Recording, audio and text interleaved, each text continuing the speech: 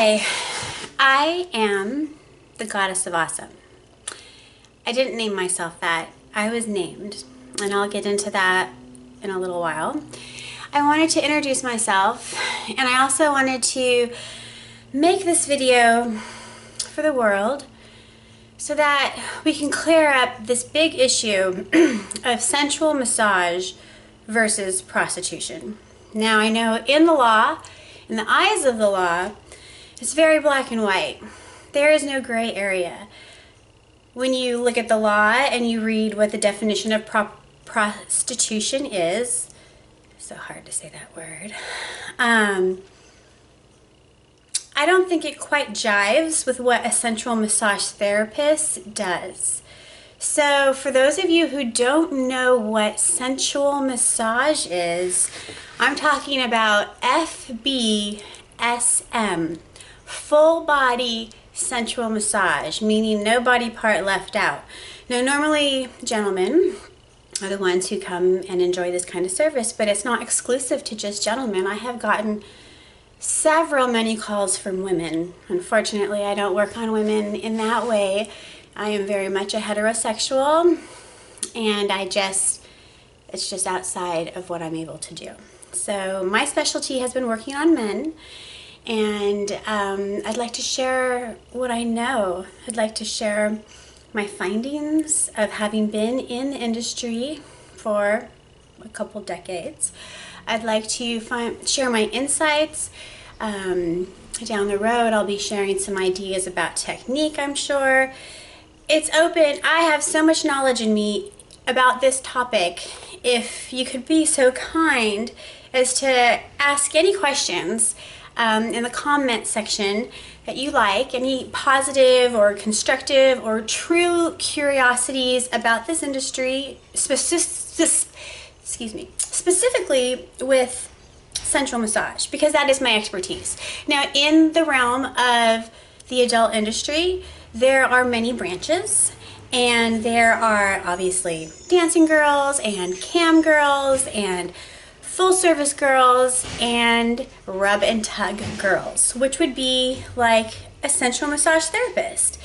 So that's where I thrive, I guess you'd say. For me to be a full service girl, when I considered it, just seemed absolutely impossible. And to do a hand job didn't seem that extreme. Like, you know, I'd started out as a dancer. I was a dancer for about 3 years. I took a year off of the industry, truly tried to leave the industry. Came home to mama, read books all day long, meditated twice a day, completely sober, no alcohol, no marijuana, during that year, my 21st year. And at the end of that 21st year, I ended up getting a job as a bartender. I wanted to compensate for the money I used to make as a dancer, so I got a second job as a caregiver. I thought I was a brilliant genius. I could work 12 hours at night, caregiving, ideally sleep, and maybe get up once a night to help someone to the bathroom. And then I'd go work 8 hours at the bar from 10 a.m. to 6 p.m. And then my caregiving job started at 8 p.m. to 8 a.m. So I was literally working 20 hours a day. Did that for 3.5 months until I collapsed at work because I completely forgot about me. I thought I was a robot. You know, I'm conditioned from watching my mom work herself to death my whole life. I thought you just work, you grind, you grind, you grind. Well, I'm a severe anemic, and I can't grind like that. I need to take care of myself. I can't, and I'm not a robot. So I was treating myself like a robot. Long story short, got hospitalized, 4 pints of blood later.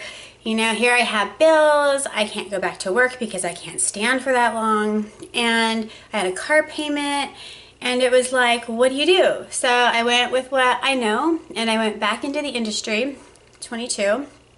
As a sensual massage therapist, and I'm now 39. Okay, I was supposed to be in the industry for, at that moment after getting out of the hospital, for just 6 weeks. I was going to pay off my hospital bills. I was going to kind of get, you know, myself back afloat. And I don't even know how many years it's been. It's been almost 20 years later, and I have made a career out of this, not trying to.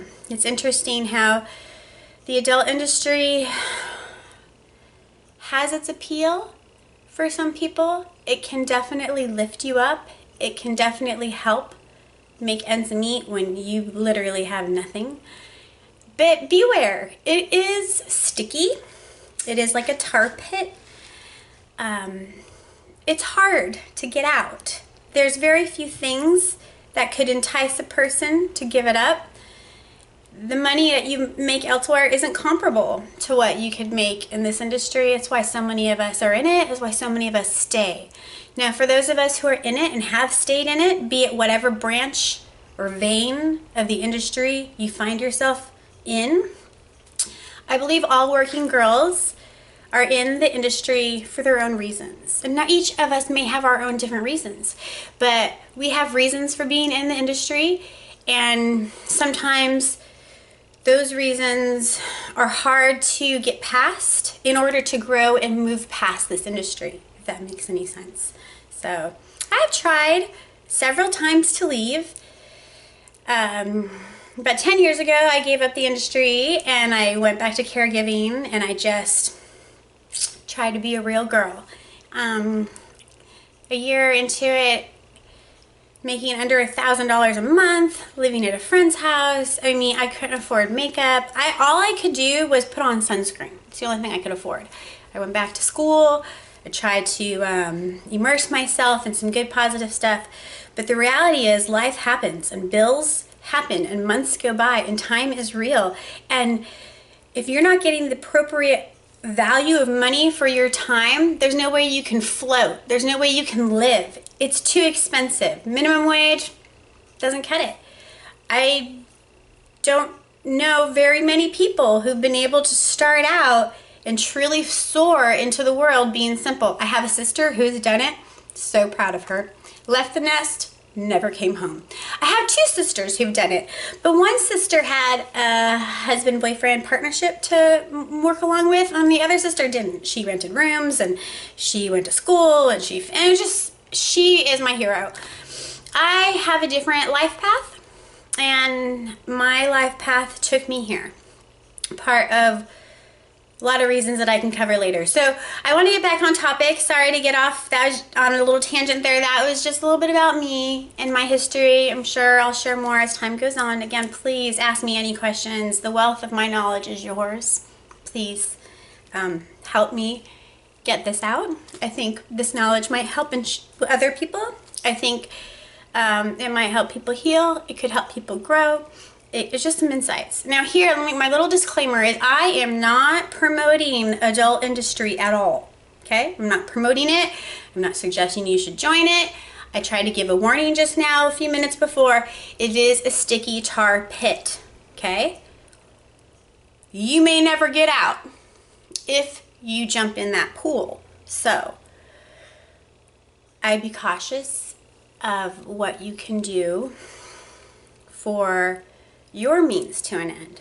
Now here's a beautiful thing. It's 2018. Now when I started in the gig, it was the late 90s, early 2000s. The internet was just being born. Things are happening. Now the world's shifting a little bit. We have this digital presence, right? There's huge online community. We have a digital economy. A lot of people don't really think about, yet we use it every day. And so if there's any of you out there who are financially hurting, I would absolutely recommend and suggest that you look into digital marketing and online marketing and, anything that you can do online. That's probably a better way to make money than how I got in the industry to survive. I think if YouTube and, obviously Facebook, but what's another one? All these big sites that are out there, Amazon, right? I mean, it's taken over the world. We use it every day. I actually want to jump on that train so bad, and I just found it. Sorry, it sounds so strange. It's 2018. I've been using Amazon for a long time, but you can have your own store. You can be a simple person. These are things to look into, okay? I'm not saying jump into the adult industry. What I'd like to do is share everything that I have learned about my journey along the way and answer any questions for you. I know a lot of working girls have been sexually abused children. It is possible to heal.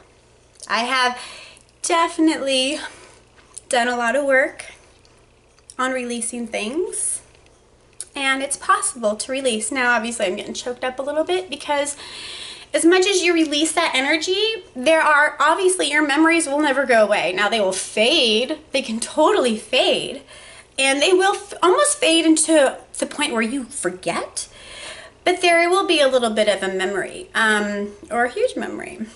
What you can do, and I'm going to help you with this also, is you can release the energetic charge. You can release the charge that has been stored in your cells on an energetic level. You can release that.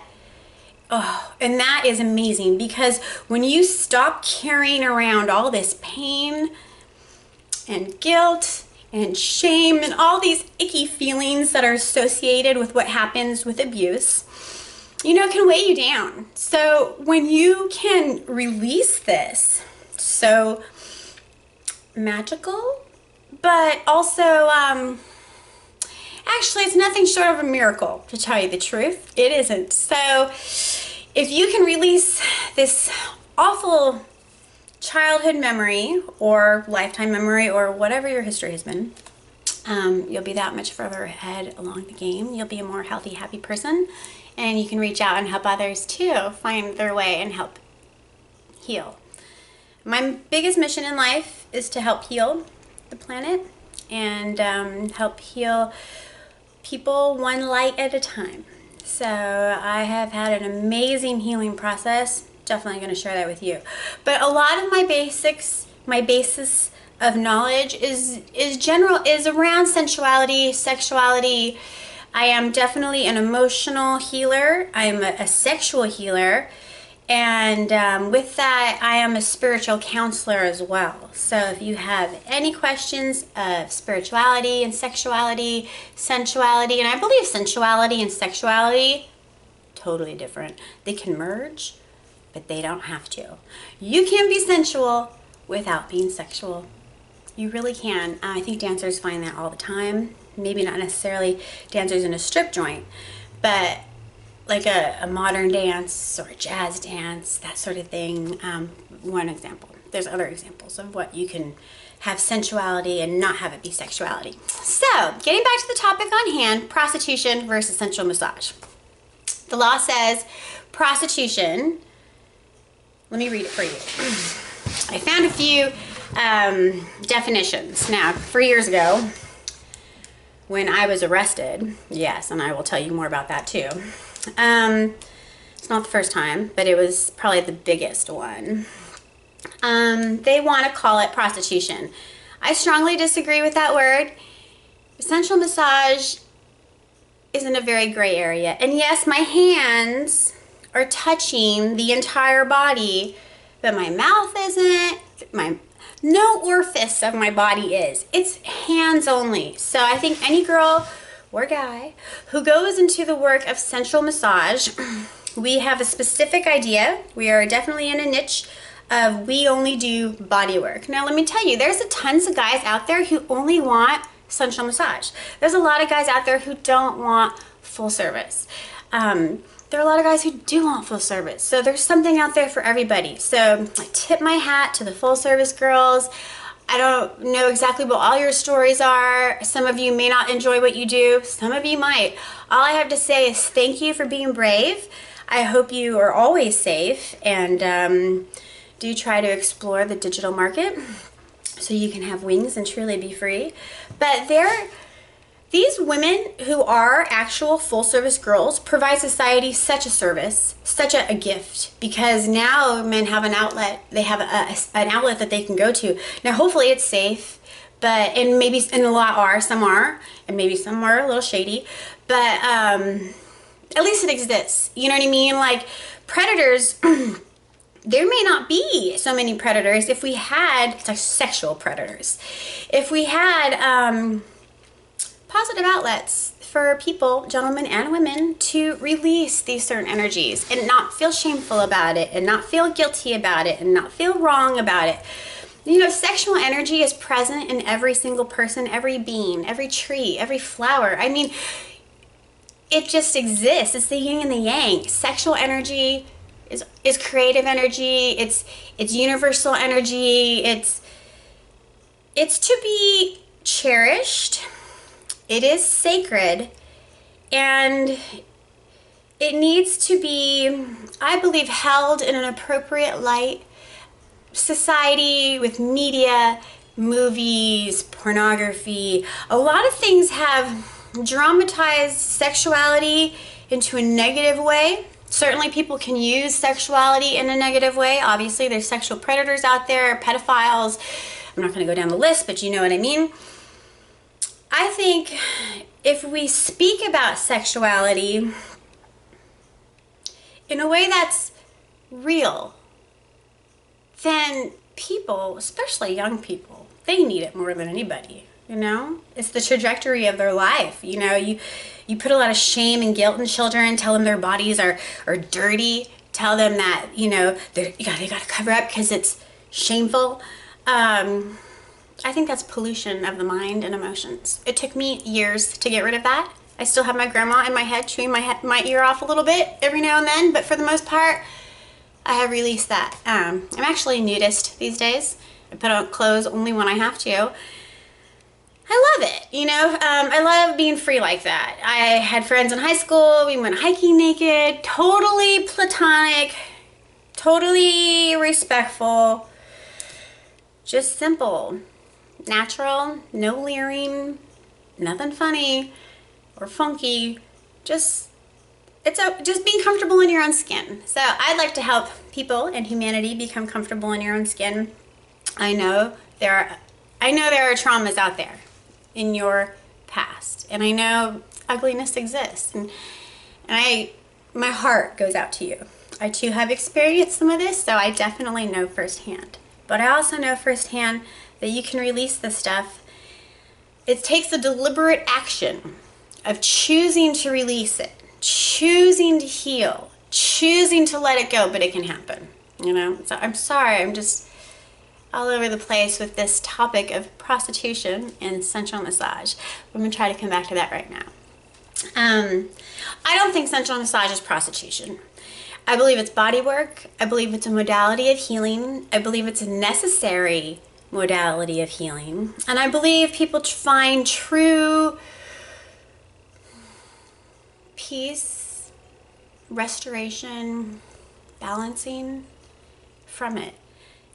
There's a lot of unloved people out there, and a lot of these people have partners, they have spouses, and somewhere along the way, as I've heard from the grievances of my clients, that there's something happens with where your affection for some reason fades. Now, human beings, we need touch. We absolutely require it. It's part of our genetic makeup. Babies will die without it. As grown-ups, we kind of learn to deal with not having it. You know, we can kind of mentally, trick ourselves or talk ourselves into the idea that we're okay, we don't need to be touched, we're good on our own. But truth is we're meant to be touched, you know, we're meant to be held, we're meant to hold. And that's why animals are so healthy for us. For those of us who don't have spouses and lovers, you know, it's nice to be able to spoon a dog sometimes, or a cat, or talk to your bird. You know, all of that counts. It absolutely does. So with sensual massage, it's filling a void that some people really have. And some of these people have been married 30 years. Some of them have been married 10 years. Some of them, it just depends, you know? So I have seen across the board what I would call cold beds. And the people who have these cold beds are usually the ones who come looking for a therapist like myself, you know? And it's a beautiful gift. And there's no romantic exchange. There's no, my emotions are not being entertained. I'm not entertaining their emotions. though I am comforting their emotions. I don't know if that makes any sense. Like, there's no entertaining of their emotions, like, oh, we're gonna be best friends forever and I'm gonna go have dinner with you later and call me, and if you don't call me, I'm gonna be mad. There's none of that. It's more like a humanness for the person lacking touch to feel nurture from a giver. And I believe you have to be a giver if you're gonna be a fabulous healer. You are a giver by nature. And for that kind of interaction of energy to happen, it's astounding. I mean, I have witnessed amazing healings. I have facilitated healings on my table with gentlemen who just break down and cry.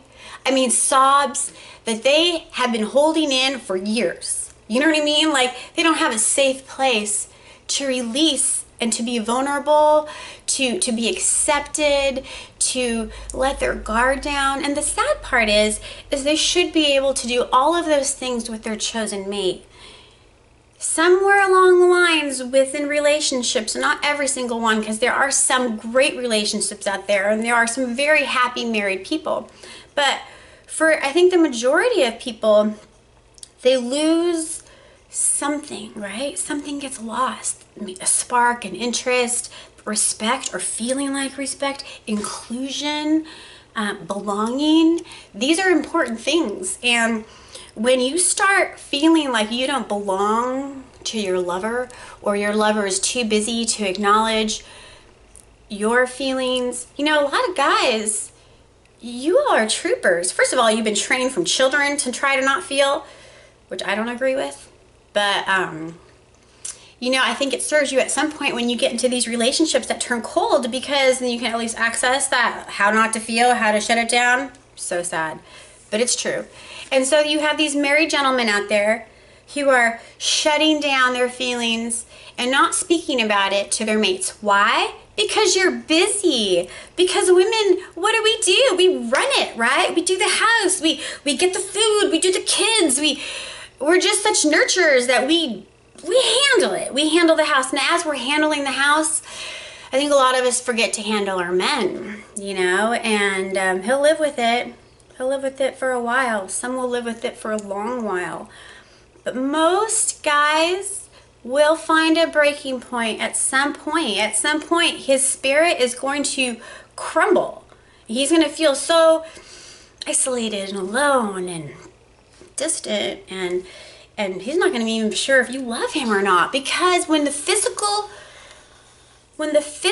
attention goes away for a man, he starts feeling unloved, right? Men associate physical contact and physical love with love of the heart.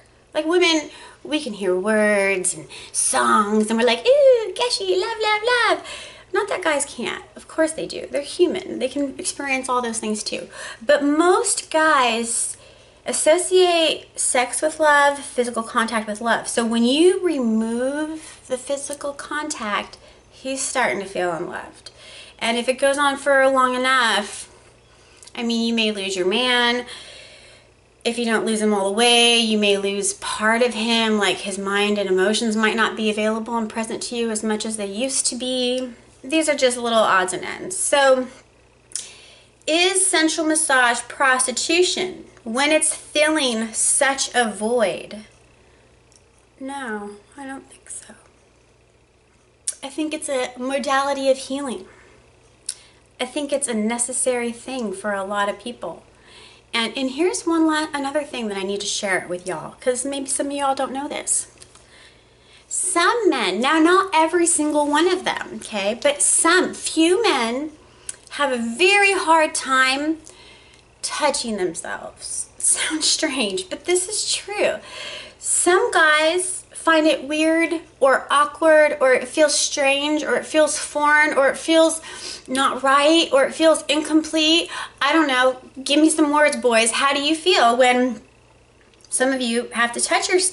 Some guys don't want to have to get themselves off. Some guys won't masturbate. I mean, they can. Obviously, maybe they did as a teenager, but in the man suit of being a man, some guys, not all, but some guys find it really hard to do that for themselves. So they need help. They need to go find someone to help them. And when they don't have a girlfriend, who are they going to go find? I think the healthier option as far as transferring fluids and disease and keeping yourself clean and sound, like physically sound, the healthier option is a hand job, right? As opposed to a full service girl. Now, obviously some guys need the full service girl, so I totally get it. No disrespect, no shame on anybody's part. For the boys who just want the comfort of a release, hand job is plenty enough for most of those boys. That's what keeps my phone ringing. Those are the guys who, seriously ladies, they're good boys. I mean, I don't think you should crucify your man for getting a hand job, right? Like if I had a man, which I don't, right? Look at the work I do. How could I have a man or a boyfriend? But if I had one and he went and stuck his dick in somebody else, yeah, I'd be crazy pissed. I mean, beyond pissed. I might have to kick him to the curb, you know what I mean? Like, I'm a heterosexual, monogamous kind of sort, you know what I mean? That wouldn't work with me. But say for whatever reason, a man I was dating went out and got a hand job, then, you know, I think if I was unaware of the industry, I wouldn't be happy about it at all. But having known what I know and knowing the side, you know, that there's no kissing, there's no orifices happening, it's just a rub and a tug, I don't know how mad I could be because he's not jeopardizing his health. And I mean, obviously, if I had a relationship, I wouldn't want him to make a habit of that, like most girls. But at the same time, sometimes variety is the spice of life. So some relationships are advanced enough to let the man have a hand job every now and then. I have clients whose wives know. They come see me and they say, hey, tell her I said hello. I've even worked on one of my clients' wives before. And I didn't do sensual work on her. I just gave her an amazing bodywork session. I do a damn good massage, let me tell you. I give the massage that I would want to receive. I get in there. I'm very thorough. It's an amazing bodywork session. Top it off with a blissful big O, my God. But with her, I obviously didn't do that. She just got straight bodywork session, a lot of energy work, which is what she needed. Her soul needed it, and it was very rinsing for her. So depending on the where your relationship is, where you both are in your own lives and with your evolution, depends on if that's available or open, or, you know, obviously each couple is different. So, but I just want to say that there's no shame in sensual massage. And to paint sensual massage as prostitution is, I find that vulgar, and it's completely incorrect. Because when we get to the definition of prostitution, now I have a few definitions right here. Now these kind of are changed in the last 3 years. When I looked this up 3 years ago, this wasn't the first one. The first one, I'll read it to you. I'm not happy about it, but because it's very broad. The other one is a little more specific. So the definition of prostitution brought up by Google, first thing, says, one, it's a noun, a person, in particular a woman, of course, because boys can't be prostitutes, right? A person, in particular a woman, who engages in sexual activity for payment. So that kind of is a sucky definition, because I guess that would include sensual massage, right? Sensual massage could be considered a sexual activity for payment, I guess. I don't know how much of an activity it is when the person is just laying there receiving. It's not like there's a rumble tumble thing happening. It's a massage table usually with a person face up and a great massage. And I mean, you don't usually spend more time on that spot than you do any other body part. I mean, depending on the gentleman, sometimes, anyways. So I guess if we go by that definition, we could say that it's not in a gray area. But I like this definition much better because this one is way more accurate, I find. By the definition from the Merriam-Webster dictionary is this: a woman who engages in promiscuous sexual intercourse, especially for money. I like it that it includes the boys. This is the second one. A male who engages in sexual and specifically homosexual practices for money. Actually, I don't like that so much. I mean, I don't think boys who are being in this industry are exclusively servicing men, okay? There are some women out there who are looking for their call boy. So we can't be too generalized, right? So that brings it back to, let's just chew on that for a minute. I mean, to me, that is the definition of prostitution. The definition of prostitution is sexual intercourse for money. I'm going to leave it there. So that's prostitution in my eyes. Probably every other sensual massage therapist who walks the face of the earth, we don't feel like we belong in that category. Does that make us better or worse than girls who do full service? I don't think so. I think we're all in the same vein. You know, we're all in the same industry. We just have a different specialty and a different approach. But because we don't do intercourse and our orifices aren't being penetrated, not one of them, it's all hands, I feel like sensual massage is in a very gray area, and it deserves to be called something other than prostitution. I'm going to go along with sexual healer or sexual healing. So I'm going to wrap up this video by just saying this. If you want to know who my average client is, go in the grocery store and take a look around. Almost every single person in that grocery store probably would be an ideal client. What I'm trying to say is this. The adult industry, sensual massage in particular, is not a murky, lurky, shady, yucky place. It can be, but it isn't always.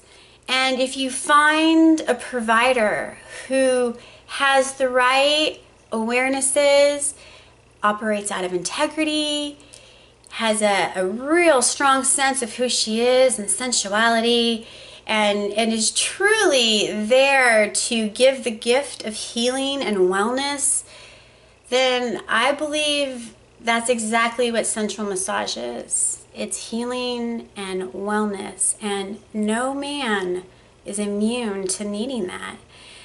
I have seen so many different people, mind-blowing. I mean, I've seen retired state troopers in the Carolinas. I've seen a retired police chief in New York. I've seen a parole officer in Central California. I've seen a deputy sheriff in Memphis, Tennessee. Like, maybe I'm giving all my good stuff away. I probably shouldn't post this video right off. Maybe I'll have to edit those last parts out. But just because you're a judge, a police officer, a fireman, oh yeah, I see them too. Firemen, come on, yes. Chiropractors, I mean, doctors, lawyers, absolutely. Lawyers are so high strung. They absolutely need to relax, poor babies. What I'm trying to say is there's just no private sector that you can say is immune to needing these services. Men, gentlemen of all business, in all facets of life, seek these services at one point or another. I don't think they need to be crucified for it. I don't think the girls who provide the good services, who are operating in a wonderful, higher vibration kind of way, should be tormented with the word prostitution, or should have to watch their backs from the law coming after them. We're not propagating disease. We're not exchanging fluids. We're not, it's the safest sex you can have. If you're gonna have sexual play, a hand job is the most mildest, right? I call it being innocently naughty. It's simple. It is very innocent. If you're gonna be naughty, there's much more naughtier things you can do out there.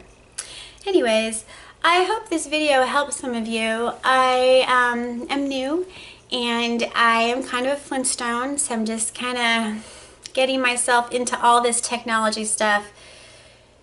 So I will be a Jetson soon. So bear with me as far as if not everything is perfect technically, because I am going to get there. It's a process of learning for me. But this is my first big video, and I hope it wasn't too long.